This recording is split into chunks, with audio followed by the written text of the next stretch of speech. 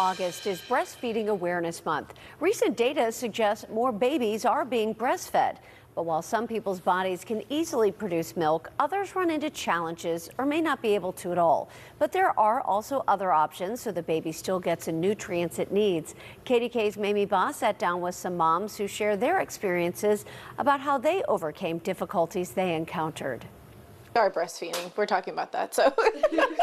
The bonds may look the same. Mothers feeding their babies in the lactation room of the Midwife Center for Birth and Women's Health. But every latch tells a different story. For the Heaters, this journey began long before their daughter ever arrived. After years of infertility, they welcomed their baby girl through IVF in March. Waverly is 4.5 months old.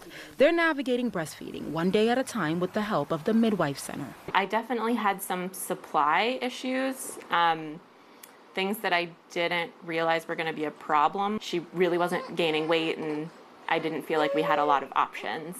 I think we were kind of told, like, well, formula is the next step, and I was feeling like a failure. How did you both get through that? It was just trying to support her in any way possible. Getting in here and talking with Elena was the best thing. Because we were able to make pivots and to change, and whether it's like adding supplements, feeding more regularly, switching sides. Elena Smith is a registered nurse and lactation consultant at the Midwife Center for Birth and Women's Health.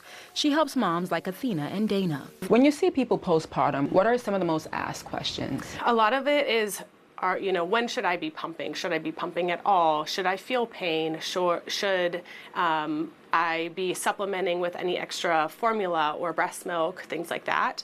And we're trying to get to the nitty-gritty of, like, is the weight a concern?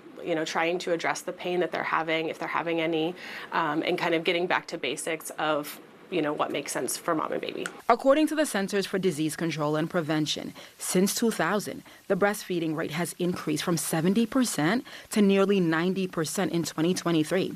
As of 2022, in Pennsylvania alone, data shows that 85% of babies are breastfed.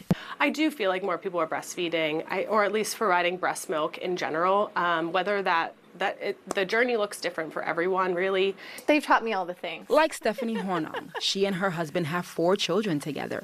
Their youngest, August, is nearly 3 months old. She's been coming to the Midwife Center for 3 years, but her breastfeeding journey began in 2013 with her oldest daughter. I've run into failures throughout my journeys, but I had to supplement or, pump or try to create more of a supply, but my journey with him has been a little bit better, and I've been able to exclusively nurse. This is my 4th baby, so I have come a long way just in terms of what I've learned over the years, but I've gotten the best guidance and wisdom from these women here at the Midwife Center. To the point that the journey looks different for everyone, there are people who can't breastfeed. There's a lot of things that we can do different, whether it be like a supplemental nursing system that they're still able to provide breast milk or formula milk or donor. I tend to be someone that wants to support whatever that journey looks like for them. Because while the paths may be different, the destination is the same: